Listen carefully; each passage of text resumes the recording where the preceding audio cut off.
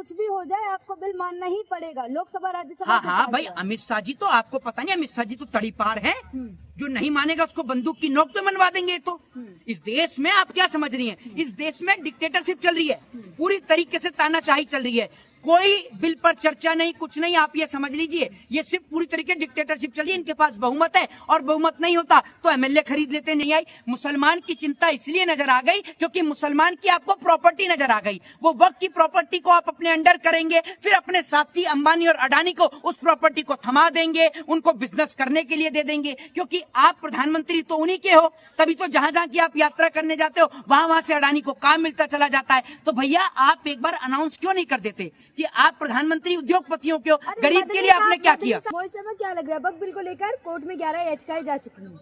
देखिए एक चीज मैं आपको बता दूं, कोर्ट में याचिकाएं तो जो है किसान आंदोलन के टाइम पे भी डली थी, CNRC के टाइम पे भी डली थी। और एक बात मैं आपको बता दूं कि वक्त को लेकर जितने भी लोग प्रदर्शन और प्रोटेस्ट कर रहे हैं, आज आप ये देखिए कि सरकार कहीं ना कहीं उनकी आवाज को भी दबाने का प्रयास कर रही है। जिस तरीके से आपने देखा होगा कि वो मुजफ्फरनगर में जो है वहां पर किस तरीके से जो लोग प्रोटेस्ट कर रहे थे, जिन लोगों ने प्रदर्शन किया काले कपड़े पहन के, उनके यहाँ पर नोटिस थमाने का काम कर दिया। जबकि इस देश के अंदर हमारे देश की सरकार जो आप कह रही है ना कि आज जो बहुत सारे लोग इस बात के लिए कह रहे हैं कि वक्त बिल सही है जिससे गरीबों को फायदा मिलेगा, गरीब मुसलमानों को जमीन मिलेगी। इस देश की सरकार, जो प्रधानमंत्री ये कहा करते थे कि मैं चाइना को लाल आंख दिखाऊंगा, लाल आंख दिखाऊंगा, वो अब तक चाइना को लाल आंख नहीं दिखा पाए। अगर इतना ही दम है आपको जमीन का, तो चाइना ने जिस जमीन को हमारी को कैप्चर किया है वो जमीन हमारी वापस दिला दो ना। बता देना कि गलत क्या है बिल में। जी गलत क्या है बिल में? सरकार कह रही है जनता के हित में है। भाई मैं आपसे ये कह रहा हूँ, एक बात आप मुझे बताइए, जिस उद्योगपति का घर वक्त की जमीन पर बना हुआ है, ठीक है, अगर वो पेपर नहीं दिखा पाएगा तो क्या उसका घर गिराने का काम सरकार करेगी? मुझे आप ये बता दीजिए। और उठाइए प्रधानमंत्री का इतिहास और उनकी विदेश यात्राओं को खंगालिए। मैं ऐसे ही नहीं कहता कि ये प्रधानमंत्री जी गरीबों के प्रधानमंत्री नहीं, ये बड़े उद्योगपतियों के प्रधानमंत्री हैं, ये आप समझ लीजिए। प्रधानमंत्री मोदी की यात्राओं को देखिए और उसके बाद वहां से किस किस को व्यापार मिला, जरा ये देखिए। मोदी जी बांग्लादेश जाते हैं तो बांग्लादेश के अंदर अडानी को बिजली का प्लांट मिल जाता है, झारखंड की बिजली चोरी करके वहां दी जा रही है बांग्लादेश को। आप ये बताइए ना मुझे, वहां पर एक और तो आप कह रहे हैं कि हिंदुओं पर अत्याचार हो रहा है, उसी बांग्लादेश को अडानी जी बिजली बेचने का काम कर रहे हैं। कब्जा करके रखा था, उन पर भी कार्रवाई होगी, अब कब्जा नहीं कर पाएंगे आप ऐसे। भाई एक बात मैं आपको बता दूं, इस देश के अंदर जो आप ये बात कर रहे हैं ना, पहली बात तो ये है कि इनका नाम योगी मत लिया करिए, या तो मुख्यमंत्री बोला करिए, या इसका नाम है अजय सिंह बिष्ट।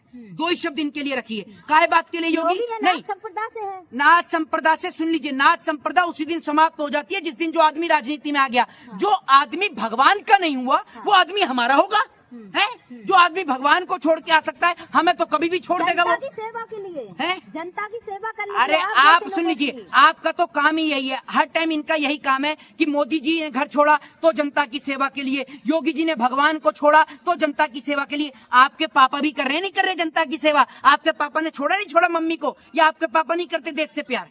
है चर्चा यहाँ पे वक्त बिल की हो रही है और आप कहाँ पहुँचे? नहीं, तो आप ही ने तो योगी चर्चा करिए। दूसरी बात ये, जो मैं वक्त बिल पे तो आपको बता रहा हूँ कि मोदी जी को अगर इतना ही जमीनों से अगर वो है लगाव, तो चाइना से जमीन वापस दिलवा दें। और वक्त बिल पर एक बात मैं बता दूं, सरकार का एकमात्र एक एजेंडा है कि सारी जमीन को जो है कैसे भी कह रही करके, है जो वक्त बिल की जमीन थी वो अब तक जो गरीब लोग हैं, गरीब मुसलमान है, पसमंदा मुसलमान है और जो पिछड़े वर्ग के मुसलमान है, उनको नहीं दी जा रही थी, उनके यूज में नहीं आ रही थी। जिनके पास घर नहीं, अब उन लोगों को हॉस्पिटल और स्कूल। हाँ, मुसलमानों की चिंता तो आपको बहुत तेजी से मंडरा गई, लेकिन इस देश का वो हिंदू जो सड़क पर सोते सोते ठंड में ठिठुर के अपना दम तोड़ देता है, उसकी तो चिंता आपको नजर नहीं आई। मुसलमान की चिंता इसलिए नजर आ गई क्योंकि मुसलमान की आपको प्रॉपर्टी नजर आ गई। वो वक्त की प्रॉपर्टी को आप अपने अंडर करेंगे, फिर अपने साथी अंबानी और अडानी को उस प्रॉपर्टी को थमा देंगे, उनको बिजनेस करने के लिए दे देंगे। क्योंकि आप प्रधानमंत्री तो उन्हीं के हो, तभी तो जहां जहां की आप यात्रा करने जाते हो वहां से अडानी को काम मिलता चला जाता है। तो भैया आप एक बार अनाउंस क्यों नहीं कर देते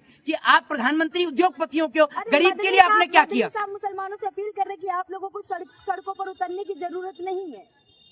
भाई साहब, मदनी साहब तो करेंगे ही। हाँ। मदनी साहब किसके समर्थककार हैं वो सबको पता है। और ऐसी बात नहीं, सुन लीजिए, जब किसान आंदोलन हुआ और जब किसान बिल आया तो बहुत सारे किसान नेताओं को भी बिठा रखा था गोदी मीडिया ने, जो बीजेपी ने भी, जो किसान बिल के फायदे गिना रहे थे, ठीक है ना।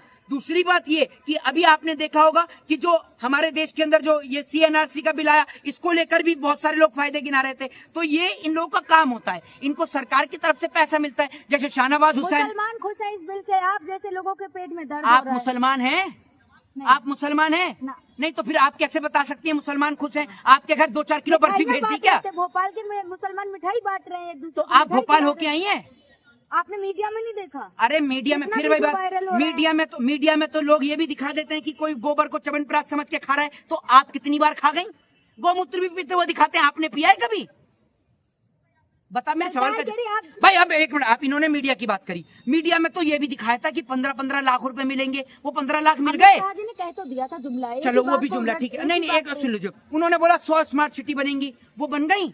मुझे लगता है आप स्मार्ट, बरेली है और भी कई स्मार्ट सिटी है। अच्छा बनारस स्मार्ट सिटी है जिसमें बारिश में घुटनों तक पानी भर जाता है, वही स्मार्ट सिटी है ना? मोदी जी के काफिले पे जहाँ से चप्पल फेंकी थी, आपको नजर नहीं आती, लेकिन स्मार्ट सिटी में तो है ना। नहीं मेरे को कहाँ से नजर आएगी? चश्मा अंधभक्ति का आपकी आंख पर चढ़ रहा है तो नजर तो आपको आएगी, मेरे को थोड़ी नजर आएगी। मेरी आंख पे अगर अंधभक्ति का चश्मा थोड़ी है। कह रहे हैं चाहे कुछ भी हो जाए आपको बिल मानना ही पड़ेगा, लोकसभा राज्यसभा। हाँ भाई, अमित शाह जी तो आपको पता नहीं, अमित शाह जी तो तड़ी पार है, जो नहीं मानेगा उसको बंदूक की नोक पे मनवा देंगे। तो इस देश में आप क्या समझ रही हैं? इस देश में डिक्टेटरशिप चल रही है, पूरी तरीके से तानाशाही चल रही है, कोई बिल पर चर्चा नहीं, कुछ नहीं। आप ये समझ लीजिए, ये सिर्फ पूरी तरीके डिक्टेटरशिप चल रही है। इनके पास बहुमत है और बहुमत नहीं होता तो एमएलए खरीद लेते हैं, नेता खरीद लेते हैं, यही काम है। चुन के नेताओं को भेजा, 288 नेताओं ने बाकायदा रजामंदी दी है, तब बिल पास हुआ है। कितने नेताओं ने? 263 है। 263। अभी तो पहले आप क्या बोल रही थी? 263 नहीं, अभी इन्होंने बोला 288। 263। एक मिनट, मुझे ये बता दीजिए, खाली मुझे ये 263। ठीक है वो ठीक है आपकी।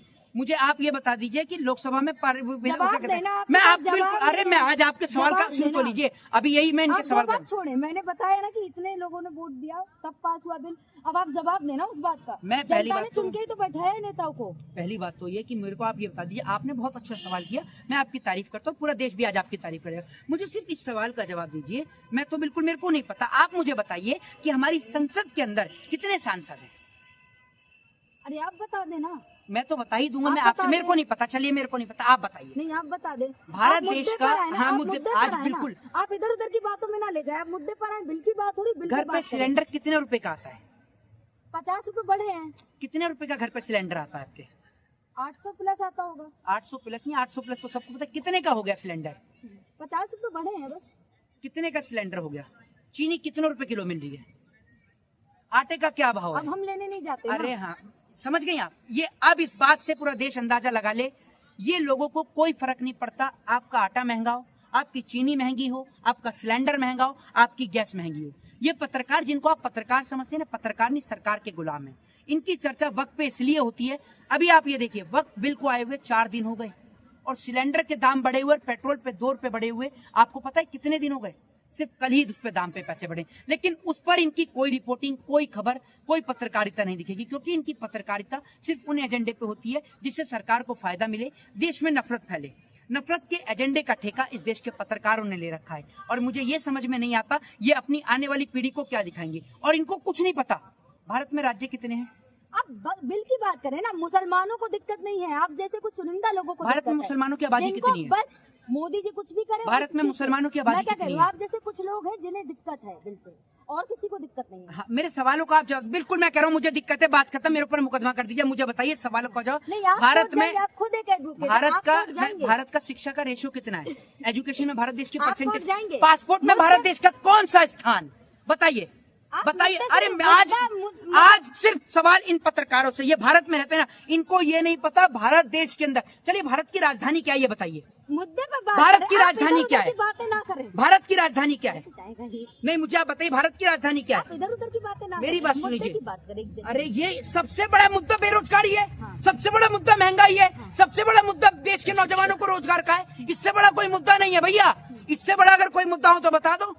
आपकी नजर में मुद्दा होगा हिंदू मुसलमान, मंदिर और मस्जिद, दरगाह और चर्च, गुरुद्वारे और मंदिर। मेरी नजर में मुद्दा एजुकेशन, हेल्थ और डेवलपमेंट है, क्योंकि अगर देश तरक्की करेगा तो मुसलमान का बेटा भी डॉक्टर बनेगा, हिंदू का बेटा भी डॉक्टर और इंजीनियर और आईएएस और आईपीएस बनेगा। लेकिन आप और आपके परिवार के बच्चे तो अच्छी अच्छी यूनिवर्सिटी में पढ़ रहे हैं। गरीबों को लड़ा दो वक्त के नाम पर, हिंदू मुसलमान के नाम पर।